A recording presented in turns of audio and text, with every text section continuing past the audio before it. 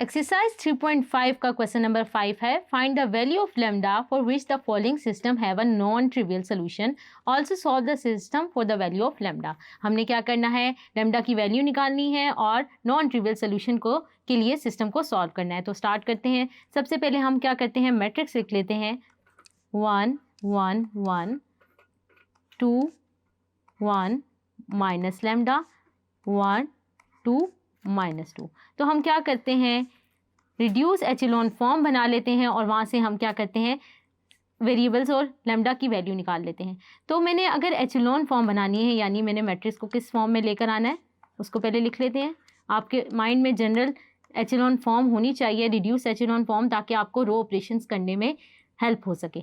तो अब हमारे पास क्या है, हमने इस एंट्री को भी ज़ीरो बनाना है और इस एंट्री को भी क्या बनाना है, ज़ीरो। तो इसके लिए मैं रो ऑपरेशंस डिफाइन कर देती हूँ।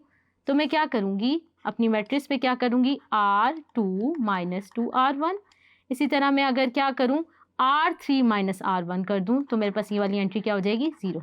तो ये जो दो रो ऑपरेशन लिखे हैं मैंने, हर एंट्रीज में अप्लाई करना स्टार्ट करते हैं तो हमारे पास रिजल्ट क्या आ जाएगा, पहली रो में कोई चेंज नहीं आएगी तो उसकी एंट्रीज़ को ऐसे ही लिख लेते हैं। ये एंट्री क्या हो जाएगी, ज़ीरो। 1 - 2 R1, यानी अगर मैं करूँ 1 - 2 R1 तो R1 पे क्या पड़ा है, 1, तो ये क्या आ जाएगा, -1।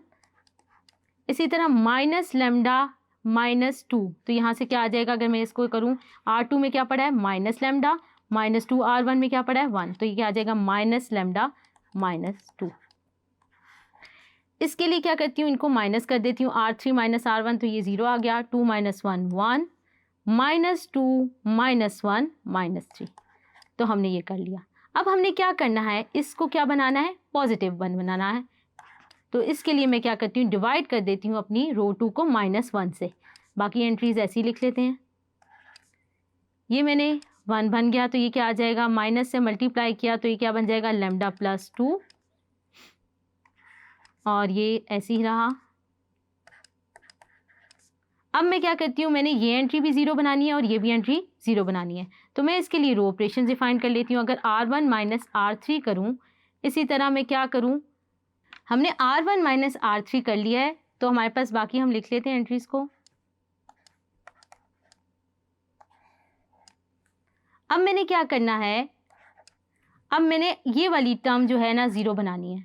तो मैं क्या करूँगी, मैं कर लेती हूँ R2 - R1, यानी R3 में से R2 माइनस कर देती हूँ। तो मेरे पास क्या आ जाएगा, रिजल्ट इसे लिख लेते हैं हम, मैट्रिक्स इस फॉर्म की आ जाएगी।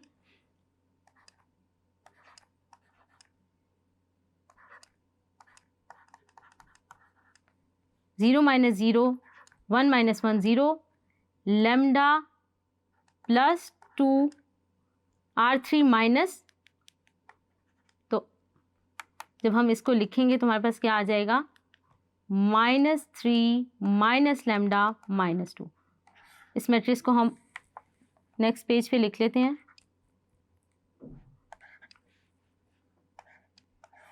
हमारे पास क्या आ गया है, 1 0 0 0 1 0 4 लेमडा +2, और यहाँ से क्या आ गया है, -5 लेमडा। क्योंकि हमारे पास नॉन ट्रिवियल सोल्यूशन है। नॉन ट्रिवियल सोल्यूशन का क्या मतलब है, हमारे पास जो है इनफाइनाइट मैनी सोल्यूशन होंगे, तो हमारे पास कोई ना कोई वेरिएबल क्या होगा, फ्री। तो हमारे पास लास्ट जो रो है इनफाइनाइट मैनी सोल्यूशन के लिए वो क्या होनी चाहिए, 0। तो हम लिख सकते हैं -5 लेमडा को 0 के बराबर। तो हम यहाँ से लिख लेंगे तो हमारे पास लेमडा की क्या वैल्यू आ जाएगी, लेमडा = -5।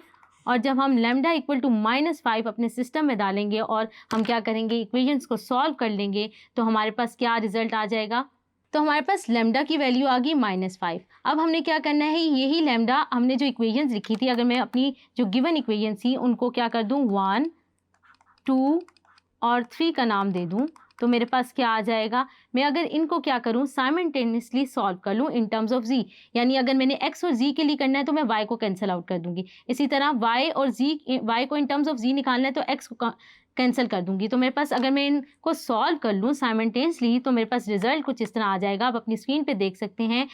तो हमारे पास x की क्या वैल्यू आ गई, -4z, और z को अगर मैं कोई भी वेरिएबल का नाम दे दूँ for example I consider z equal to T, तो x क्या आ जाएगा -4t।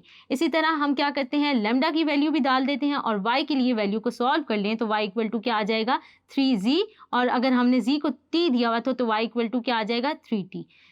हमने बड़ी डिटेल में मैट्रिसेस एंड डिटर्मिनेंट्स को डिस्कस किया। हमने मैट्रिसेस की मल्टीप्लिकेशन, एडिशन, सब्ट्रैक्शन और डिटर्मिनेंट्स और उसकी प्रॉपर्टीज़ और इन सब कॉन्सेप्ट्स को बहुत डिटेल में डिस्कस किया। चैप्टर 3 की डिटेल वीडियोस और एक्सरसाइजेस को भी हमने बहुत डिटेल में डिस्कस किया।